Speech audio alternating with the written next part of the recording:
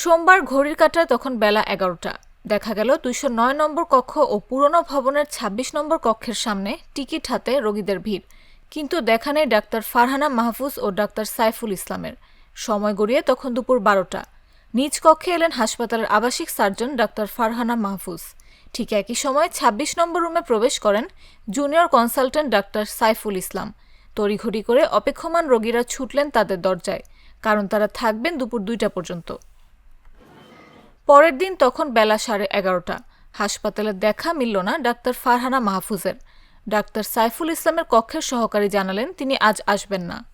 খোঁজ নিয়ে জানা গেল অন্যান্য বিশেষজ্ঞ চিকিৎসকদের মধ্যে ডাক্তার আশিকুর রহমান, ডাক্তার মেহেদি পারভেজ, ডাক্তার মাহবুবুর রহমান ও ডাক্তার আবু সালেহ সপ্তাহে ৩-৪ দিনের বেশি আসেন না। আমরা আজকে ৮টা আসছি, এখন ডাক্তার আসে তো না, আসবে কেউ ১১টা আসবে, কেউ ১২টা আসবে, মার্কে শুনিনি আমরা। সে বলছে যে 12টার সময় আসবে। প্রথম দিন আসে তারে পাই নাই, আজকে আবার আসছি, এই এখন পর্যন্ত বসে আছি। আমরা আসছি গাইনি বিষয়ক ডক্টর দেখাতে। আমরা আসছি সকাল ৮টায়, এখন বাজে ১১টা, ১১:৩০ বাজে। কিছু সুযোগ সুবিধার জন্য তো আমরা হসপিটালে আসি আবার তারা বলে যে এই সপ্তাহে আসবে না, আবার অন্য সপ্তাহে আসতে হবে, এরকমের হয়। কানের ডাক্তার দেখাইতে আসছি ৮:৩০ বাজে আসছি, আর টিকিট কাটছি, এখন পর্যন্ত দেখাইতে পারিনি। এখন মনে হয় হয়তো 12টার কাছাকাছি। অভিযোগ আছে সদর হাসপাতালের চিকিৎসকরা হাসপাতালের সময়সূচির সঙ্গে মিলিয়ে প্রাইভেট ক্লিনিক ও ডায়াগনস্টিক সেন্টারের চেম্বারে বসেন। সেখানে দিন ও সময় উল্লেখ করে তাদের পোস্টার লাগানো থাকে। চিকিৎসকদের বেশিরভাগই থাকেন বড়গুনার বাইরে। শুধু সপ্তাহে ৩-৪ দিন এসে সরকারি হাসপাতালে কিছু রোগী দেখে দুপুরের পরেই চলে যান প্রাইভেট চেম্বারে। বাকি দিনে তারা ঢাকা এবং বরিশালের নিজস্ব চেম্বারে নিয়মিত রোগী দেখেন।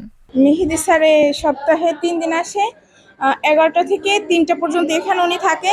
তারপরে উনি চেম্বার করে, বাহিরে ওনার চেম্বার আছে, ওখানে উনি চেম্বার করে। কি সমস্যা, তখন তো আমাদের বাহিরে ডাক্তার দেখাইতে হবে, তাছাড়া তো আমাদের কোনো উপায় নেই। আর উনি যদি থাকে, ওনার যখন চেম্বার করে শনিবার, সোমবার, বুধবার, তাহলে তো ওনারে বাহিরে দেখাইতে হয়। কানের ডক্টর দেখাইতে আসছি, তাই ৮টা বাজে আসি স্লিপ নিয়ে ওই জায়গা থেকে, তারপর সিরিয়ালে রাখি।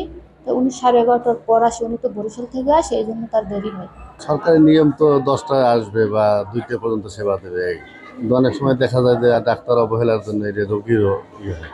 বরগুনা হাসপাতালে এমনিতেই জনবল সংকট, তারপরেও যে জনবল আছে তারা ঠিকমতো আসেন না এবং হাসপাতালে বসেন না, এবং বিশেষ করে বিশেষজ্ঞ চিকিৎসক যারা রয়েছেন তারা আসেন না বললেই চলে। মাঝে মাঝে আসলেও স্বাক্ষর দিয়ে চলে যান, তারা রুমে বসেন না, রুগী দেখেন না, এমনকি কোনো ব্যবস্থাপত্র দেন না।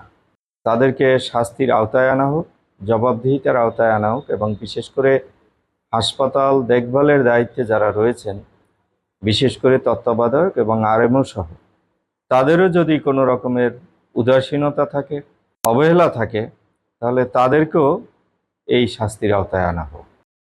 এ বিষয়ে ডাক্তার ফারহানা মাহফুজ বলেন, আমার সম্পর্কে কিছু জানতে হলে আমার ঊর্ধ্বতন কর্তৃপক্ষের সঙ্গে যোগাযোগ করেন। এ বিষয়ে আপনার সঙ্গে আমার কোনো কথা নেই বলে ফোন কেটে দেন। ওয়ালাইকুম আসসালাম, কে? জি, আমি নুরুল অনিক, জাগো নিউজের বরগুনা প্রতিনিধি বলছি। হ্যাঁ, যে আমি ফোন দিয়েছিলাম, আমি গত 3 দিন ধরে আপনার চেম্বারের সামনে আসছিলাম। আমরা 11টা পর্যন্ত আমরা অপেক্ষা করেছি, 12টা পর্যন্ত অপেক্ষা করেছি, আপনাকে আমরা পাইনি আসলে।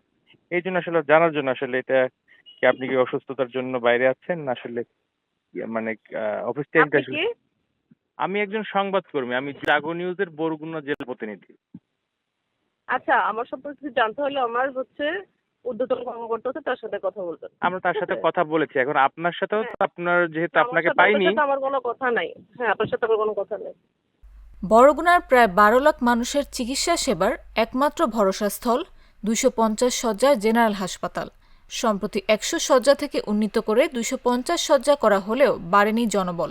এই সংকটেও ঠিকমতো হাসপাতালে আসেন না চিকিৎসকরা। এখানে কনসালটেন্টদের সংকট আছে। আমাদের যে কজন কনসালটেন্ট থাকার কথা বা যতজন ডাক্তার থাকার কথা, তার 3 ভাগের 1 ভাগ জনবল দিয়ে আমরা চালাচ্ছি, এবং যারা এখানে আছে তারা সার্বক্ষণিকভাবে চেষ্টা করছে এই বাকি যে ঘাটতি জনবল তার সার্ভিসটা দেওয়ার জন্য। তারপরও কারো ব্যাপারে কিছু অভিযোগ আসছে আমার কাছে যে তারা সঠিক সময় মতো আসে না অফিসে। এ ব্যাপারে আমরা তাদের বিরুদ্ধে প্রশাসনিক ব্যবস্থা নিব। 250 শয্যা বিশিষ্ট হসপিটালে বিদ্যমান মঞ্জুরিকৃত পদ, সেই মঞ্জুরিত পদের তুলনায় অনেক লোকবলের সংখ্যা অনেক কম, বিশেষ করে ডাক্তারের সংখ্যা, সেটা বৃদ্ধি করার জন্য আমরা ইতিমধ্যে চিঠি দিয়েছি। আমরা আশা করি দ্রুত যদি ডাক্তার পদায়িত হয় তাহলে আমাদের এখন স্বাস্থ্যসেবার ক্ষেত্রে যে প্রাথমিক যে সংকট, সেই সংকটটাকে আমরা ওভারকাম করতে পারবো। ওনারা আমাদেরকে সুনির্দিষ্টভাবে যদি জানায়, আমরা অবশ্যই আমাদের ঊর্ধ্বতন কর্তৃপক্ষকে, আমরা স্বাস্থ্য মন্ত্রণালয়কে অথবা স্বাস্থ্য অধিদপ্তরকে আমরা বিষয়টি জানাবো। লিলি হালাল বিউটি সোপ, বিএসটিআই কর্তৃক সনদপ্রাপ্ত দেশের প্রথম হালাল বিউটি সোপ, দীপ্তিময় উজ্জ্বল ত্বকের জন্য।